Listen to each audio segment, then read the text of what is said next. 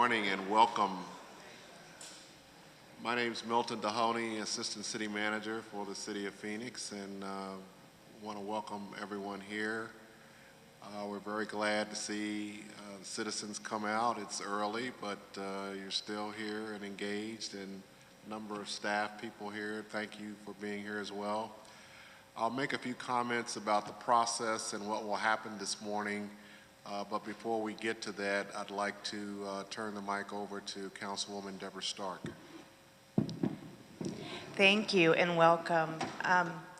We like to mix up our meetings. We have several in the evening, but I always like to do one in the morning because some people just aren't evening people and some people just aren't morning people. So welcome. As you know, this budget is your budget, taxpayers' money being spent. And so we want to hear what you have to say. There's a lot of staff here as well. And so if you have a particular question that deals with one of the departments, I'm sure they can help you out. But I do take your comments seriously. Last year, we actually did modify the budget after a series of our hearings. So your comments are that valuable. They really mean a lot to us in deciding how to shape our budget. We do have a trial budget, and you'll see a presentation about that, but be mindful that that can be altered because of the comments of our residents and businesses. So thank you for being here. So if you didn't pick up a budget tabloid in the back as you came in, feel free to get one on the way out. Our process this morning, we will show a 9-minute video, and then we will take comments from the audience. If you want to give comments this morning, we ask that you fill out a speaker card. Each speaker will have 3 minutes in order to make their remarks. And because these are being taped so that they can be shown, we ask that you go up and speak into the microphone so that we can capture everything that you say. We also have Sandra with us this morning. Anyone that needs interpretive services, she is available to provide that, and thank you for being here as well. The budget that we have, as the Councilwoman said, is the trial budget. The next step in the process is to have the city manager present what we call the final budget. That process will happen in May.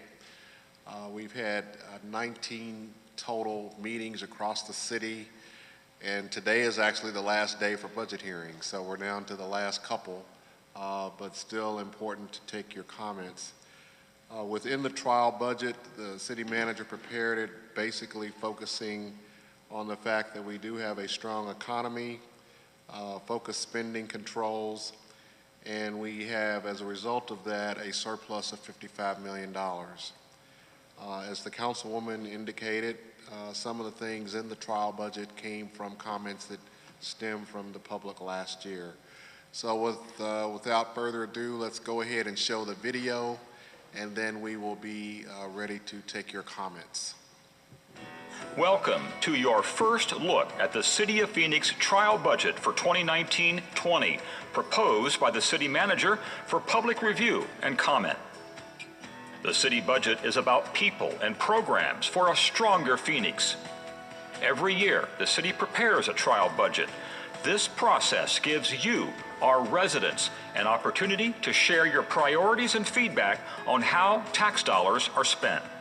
3 important points about this year's budget. It is balanced, which is required by law, and there is a surplus to allocate toward people and programs. Also, for the first time since the recession, ongoing revenues are equal to ongoing costs. We have a nearly $1.4 billion structurally balanced general fund budget thanks to Phoenix's continued strong economy and sound leadership by the mayor and city council. These efforts have led to a projected surplus of $55 million, of which $35 million is in ongoing resources and $20 million is in one-time resources. Over the next several minutes, we'll provide you a high-level view of the recommendations for how that surplus could be spent. Approximately 70% of the surplus is proposed for employee compensation, and the remaining 30% is proposed for services.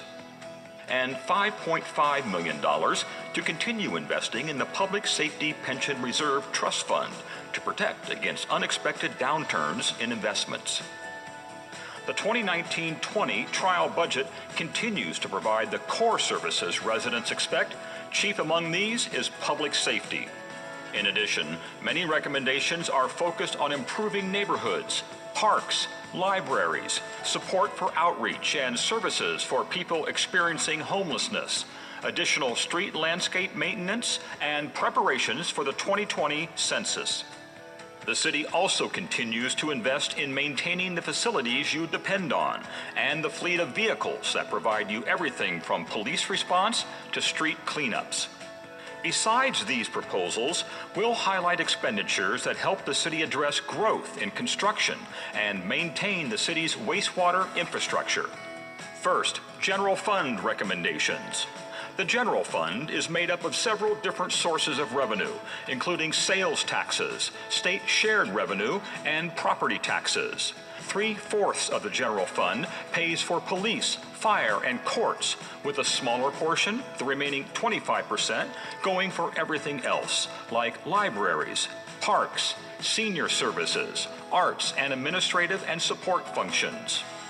The primary focus of the general fund service additions is public safety across a wide array of departments. Here are some of the proposals. 8 new firefighter positions to provide 24-hour operations at Fire Station 55 at I-17 and Jomax Road in North Phoenix. Add funding for 7 sworn fire positions, creating a new ambulance rescue unit at Fire Station 58 to improve emergency response times in Southwest Phoenix. The creation of 1 new fire department crisis intervention unit, and in the police department, de-escalation training and community response services support for officer-involved shootings. These recommendations are based on public feedback from last year's budget process and the city's Traumatic Incident Intervention Resources Ad Hoc Committee. Another key area of public safety funding is focused on improving police support processes, using civilian staff to free up police officers' valuable time for calls and service. First, the addition of 10 civilian positions to support a federally mandated transition to the FBI's Uniform Crime Reporting National Incident-Based Reporting System. And second, the addition of 13 positions to streamline police booking procedures and create 2 new centralized booking centers to get officers back on the street faster. The trial budget also provides funding for increased inspection capacity to ensure buildings are meeting fire safety codes. Other public safety allocations: public defender representation for veterans and individuals with mental illness. In human services, add a caseworker and a vehicle to provide mobile victim advocacy. Security guard staffing at every library. Technology funding for cybersecurity to protect the city's infrastructure. In all, the trial budget proposes spending an additional $6.5 million on these and other public safety additions. Now, let's look at where you live, investments in programs to strengthen neighborhoods. First, the budget would allocate approximately $1 million to add staff to work with neighborhood groups, to clean up blight, work with nearby businesses, and improve response times for neighborhood issues. Parks and Recreation would see 8 new park ranger positions to increase patrol coverage at neighborhood and urban parks for a cost of about $1.1 million. Street Transportation and Public Works would support neighborhoods by transitioning staff from a temporary to permanent status to clean up encampments and washes and right-of-way for a cost of $970,000. Historic Preservation would also get $75,000 to support historic property preservation. In all, neighborhood revitalization would see an additional $3.5 million in funding. Next, Community Services additions restore some desired programs to strengthen the community and expand other resident requests, including restoration of Sunday library hours at 4 branches means all libraries will be open to provide greater access to in-demand books, movies, classes, and programs for library patrons of all ages.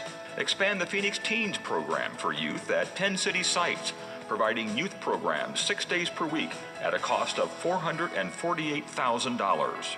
Providing case management assistance for homeless seniors and grant funding for arts organizations for youth and underserved communities would also be included.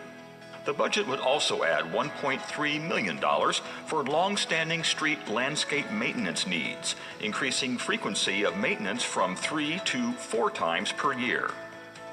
New this year, a proposal to allocate funding to implement participatory budgeting or other projects in City Council districts. Lastly, the city will invest in outreach to encourage residents to take part in the 2020 census.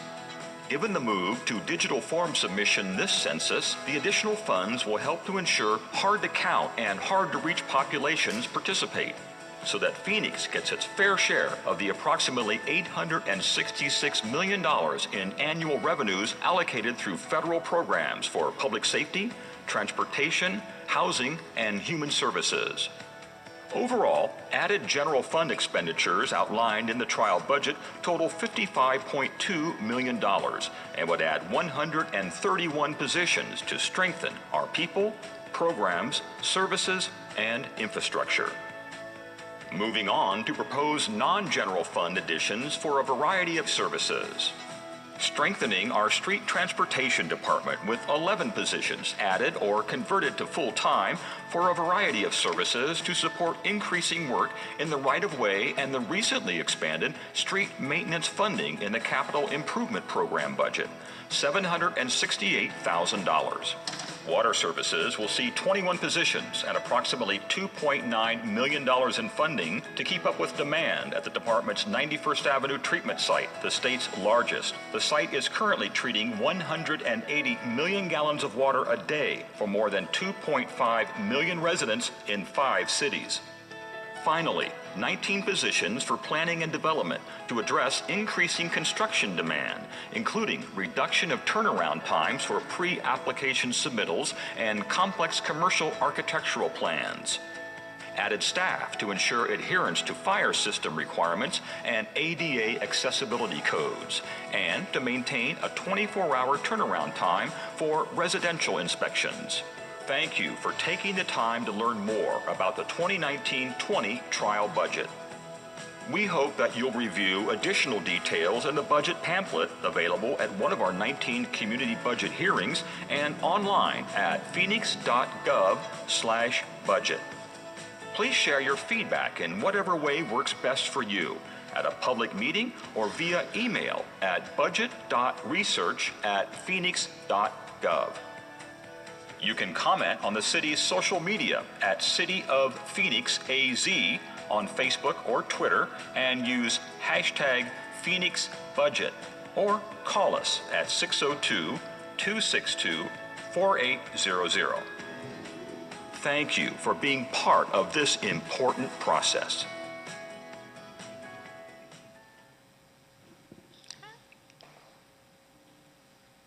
Thank you. So we'll take our speakers now, and remember, we need you to speak in the microphone because we are taping this. Other council members and the mayor like to review these tapes. So, first speaker, Christopher Palmer.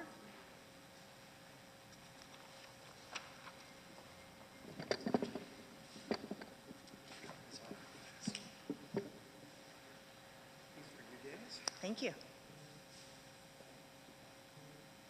Morning. Can you hear me? Great. I'm Chris Palmer. I'm from the Garfield Neighborhood Association. I'm here actually to talk about 13th Street. This street already exists. It's in our neighborhood, and we're looking at it from Van Buren up to Moreland Street. That's about a mile stretch. And right now, it's a thin bit of asphalt. It has sidewalks, and there's dirt in between them. It looks a lot like a country road in the middle of our city. Garfield's right next to downtown Phoenix, and this has been a neighborhood concern for over a decade. The city actually commissioned a study, I think in 2008, so we've been talking about this for a while. And the main problems with this are that, of course, when it rains, all the water builds up in the low areas and goes into my neighbors' yards if they're lucky, and in their houses when they're not. We've got other neighbors who have been ticketed by the city police for parking on the city road because it's a non-dust-proof surface, which is true, it's dirt. We also have Garfield Elementary School, which has over 600 kids coming out of that every day. And they're getting a pretty clear message about what we as a city have decided to value them and their neighborhood. So we've been talking about this, and we've had a lot of good conversations with the council, with the budget manager, city manager, and I really appreciate it. I feel like we've been heard over the last few weeks, and there's been some plans on kind of moving this forward. And this neighborhood, that is something we very much appreciate. Feels like this process is working. I'm a little nervous because we're hearing maybe next year, which is kind of something we've been hearing for at least 12 years at this point. So I am hoping to see some part of the budget actually allocated to this so we can get moving on it. Thank you very much. Thank you. Carolyn, come on, how are you?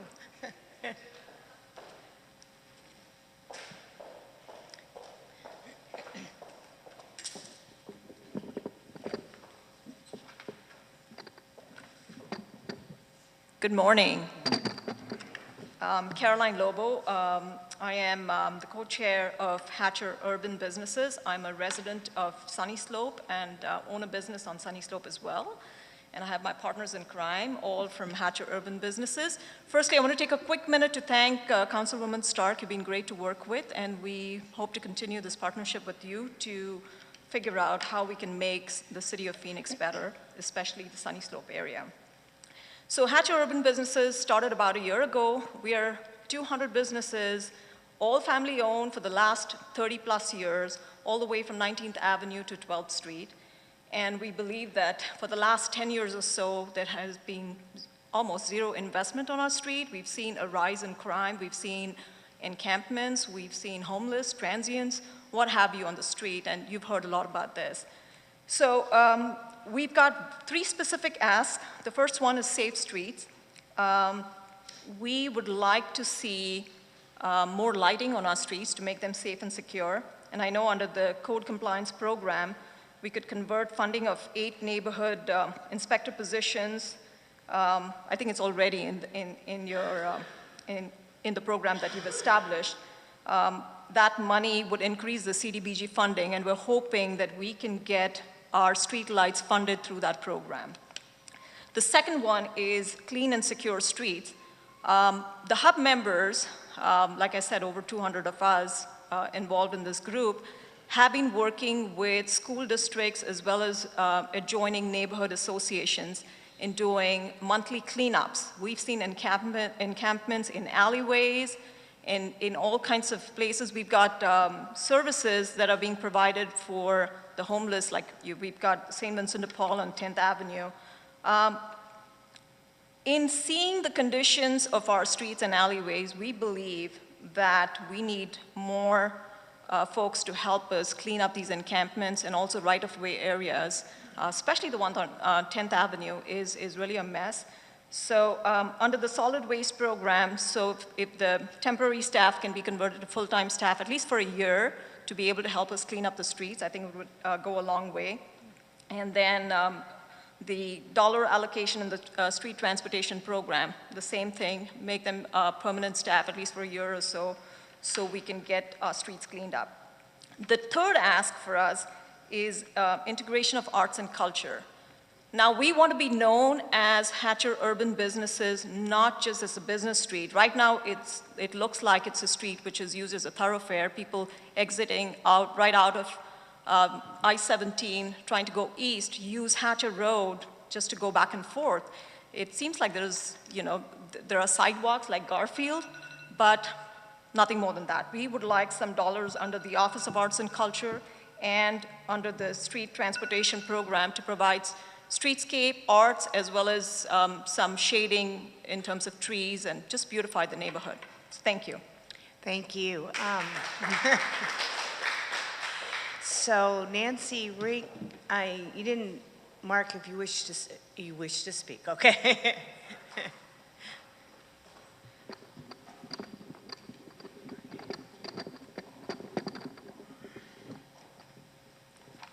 Thank you, Councilwoman Stark and city staff. I'm here both as a resident of District 3 and as a proud member of the Phoenix Arts and Culture Commission. I want to thank the council for their continued support and partnership. We've come a long way in this city with arts and culture, beautification of our neighborhoods, shady areas for families to rest and take in the beauty of our city. It's really important that we continue this support, both in terms of the maintenance programs, so we can continue to support the art that we have in our neighborhoods. Of course, you know, in the valley with the heat and certain environmental constraints, it's important that we maintain these assets. Also, your support in our grant program is much appreciated. We have about 160 nonprofit arts and culture organizations, and we're currently supporting about 60 of them annually. So we believe that this kind of support is required to keep our city vibrant and our quality of life where it needs to be. So thank you very much. Thank you. I guess we're going to have all the hub members speak today. Come on up, Jimmy.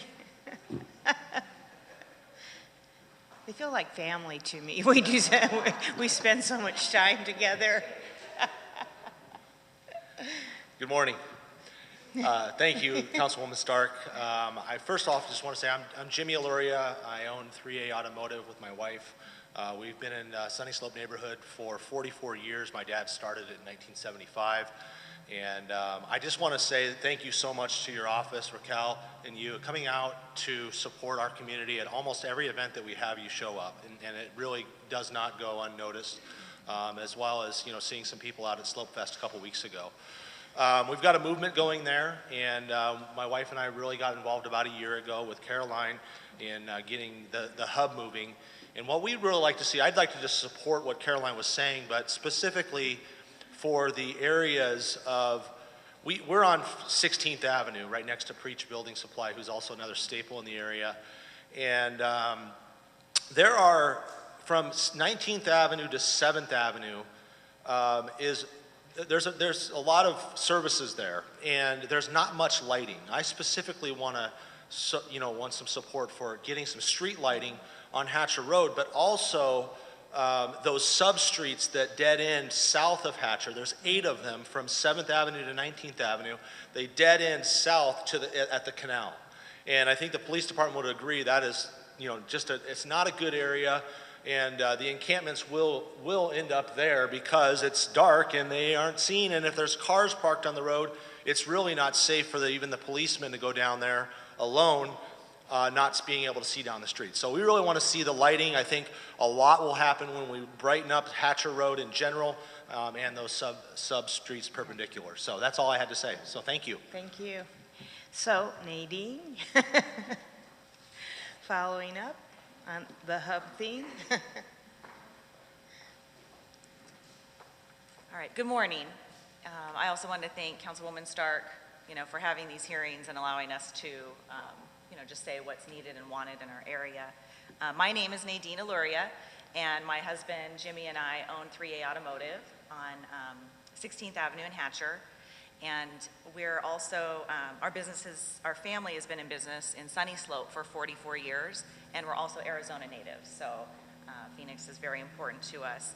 And I'm the co-chair with Caroline of Hatcher Urban Businesses, the hub.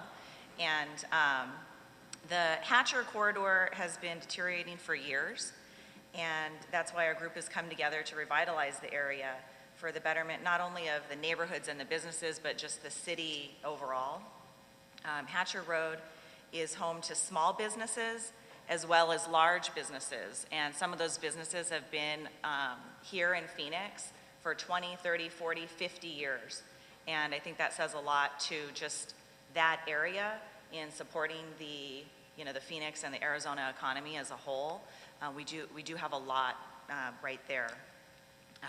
Hatcher Urban Businesses, we're very proud to be a large part of the recent revitalization in our area, and it's really brought our area together. We have residents, businesses, neighborhood associations, schools, the City of Phoenix Police Department, our Neighborhood Services Department and nonprofits all working together on events, community gardens, and large neighborhood cleanups.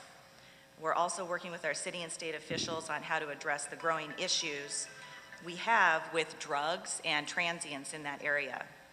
And I do want to take a moment to thank specifically the City of Phoenix for our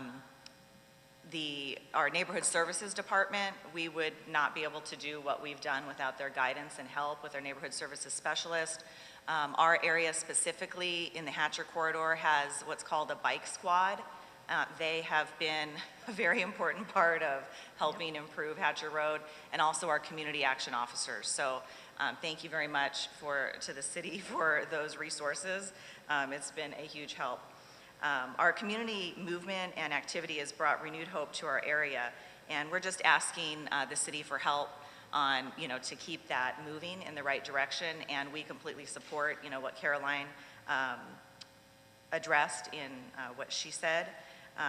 Safer roads and safer neighborhoods. Hatcher Road is desperately in need of lighting and has been for many, many years.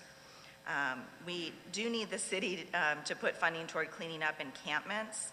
As Caroline mentioned, we've cleaned a few alleys in the past month. The last one was 17th Avenue in Peoria. And it was a lot of fun to get together, but it was also pretty, a bit hazardous as well. So we do need to start looking at, in the long term, also the gated alley program as well. And the Hatcher Corridor has made huge gains as a community, and we just look forward to, working with the city more to keep that movement happening. And thank you so much. Thank you for being here and listening to us. Thank you. Thank you. And I do want to echo the bike squad rocks. They are the best. They're such a great addition to Desert Horizon. Our next speaker is Barbara Snyder. Welcome. I haven't seen you for a while. Oh.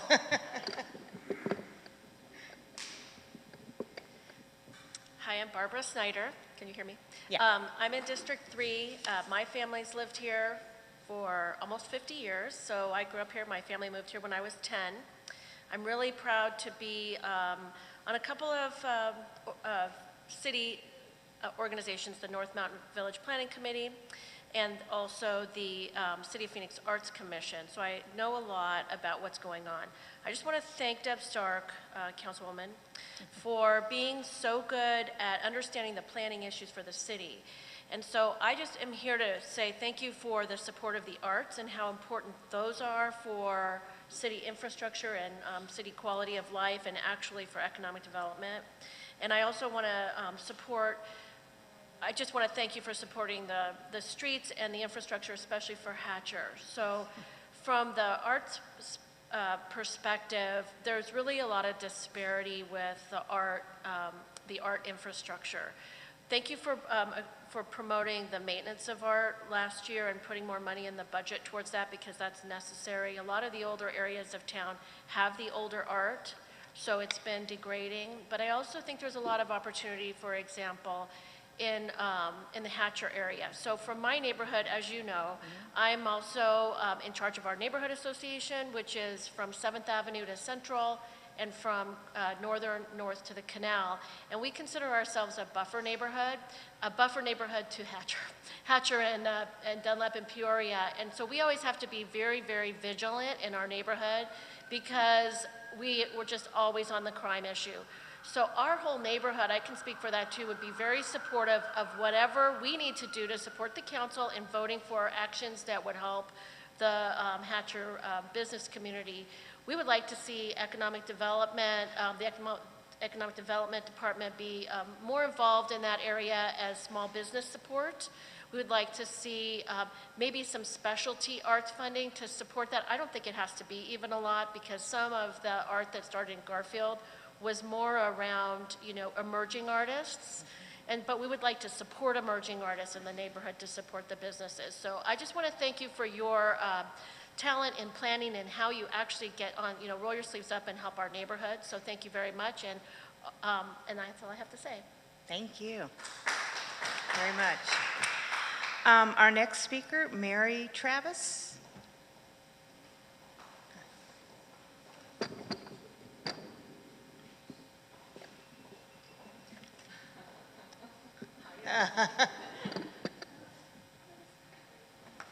Hello. Okay.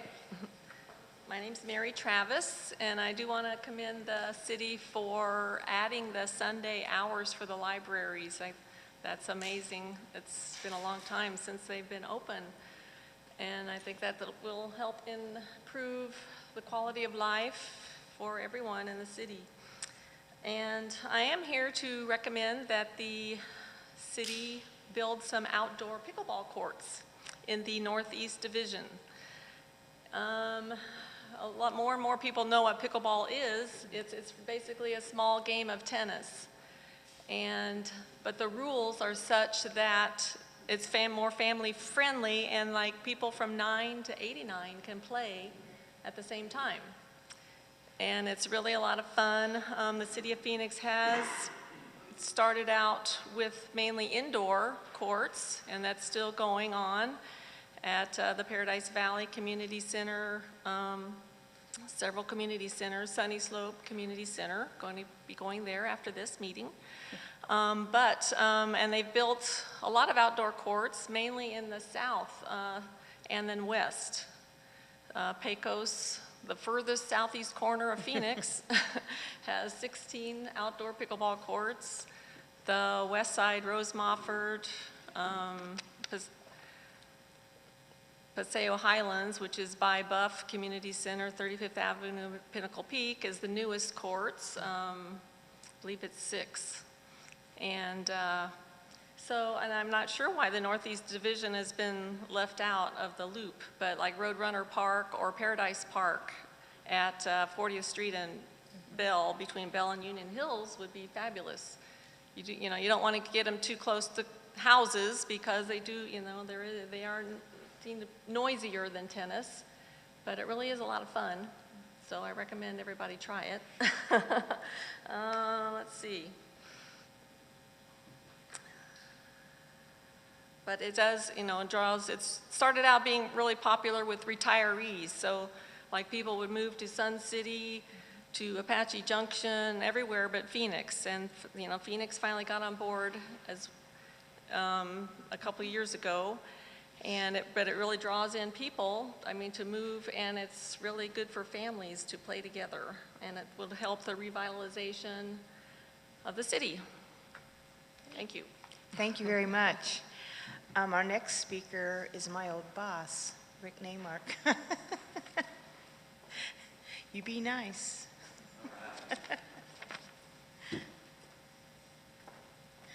Hi, my name's Rick Neymark, and I'm a resident of District 7, but I couldn't make my District 7 budget hearing, and I apologize for being late. I went to the Buff Center instead of here. I had my days mixed up. Anyway, first of all, I want to thank you for your great service, both as a city employee when I was your boss and also as a council member. Really appreciate it. And I just want to thank you and the city manager's office and the budget department for doing these hearings.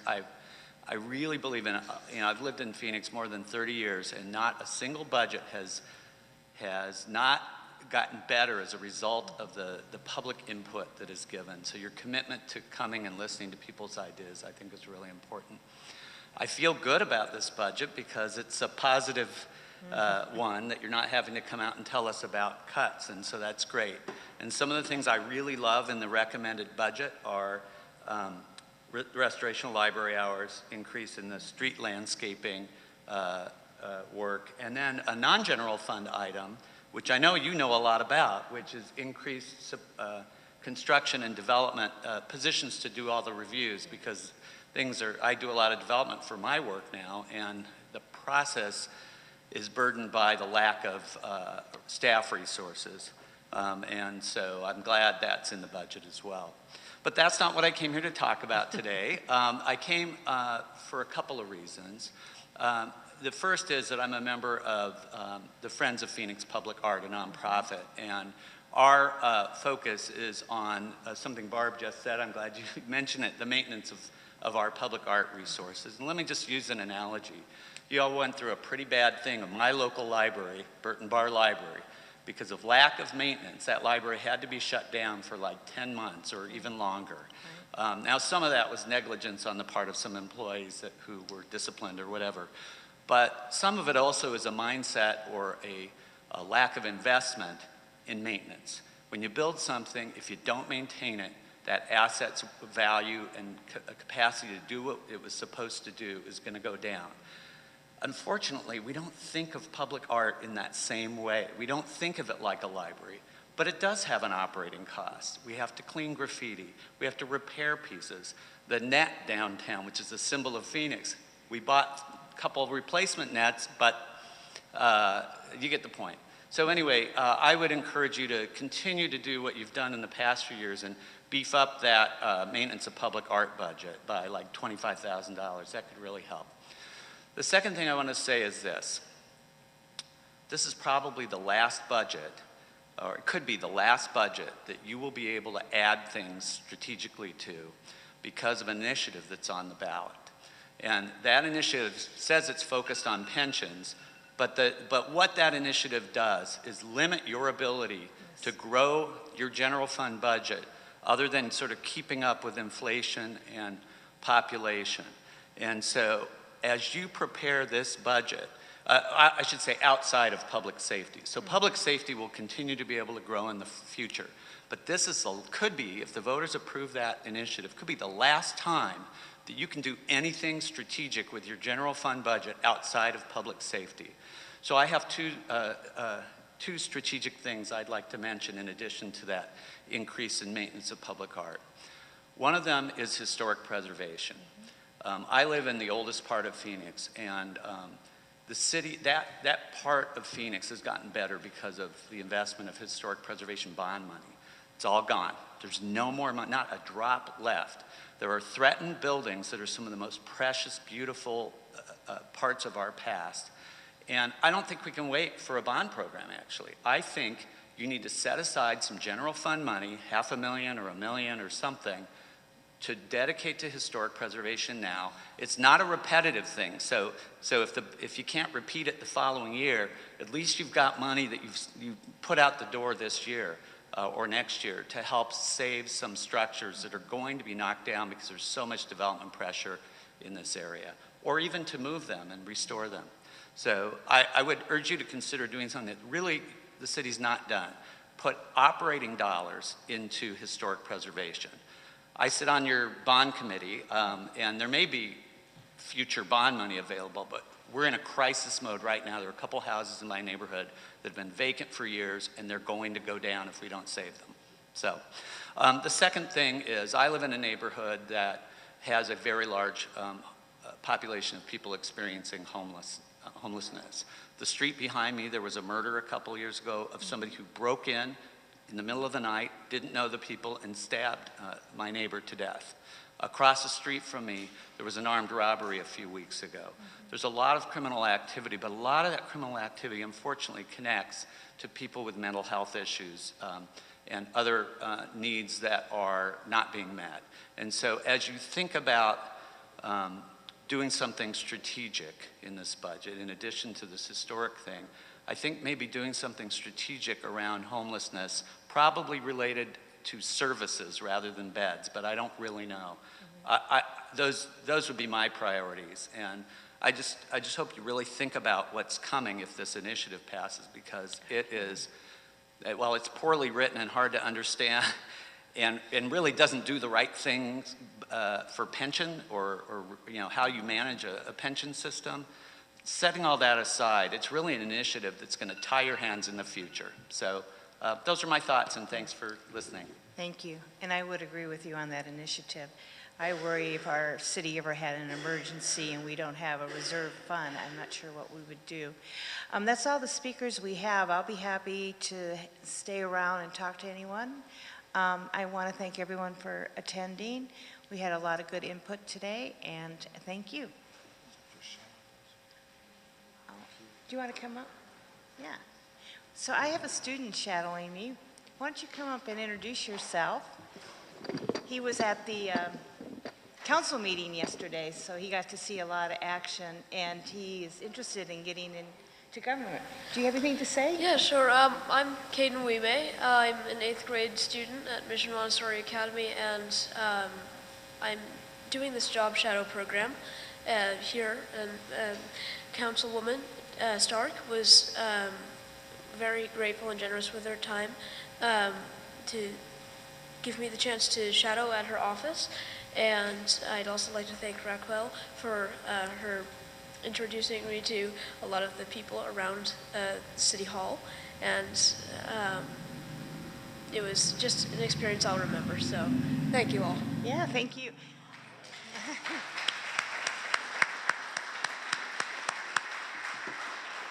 I'd like to say that we're in good hands in the future with students. We're really lucky, and we've really enjoyed you visiting us, and I hope you are a future leader. I think you will be. He may be our mayor someday.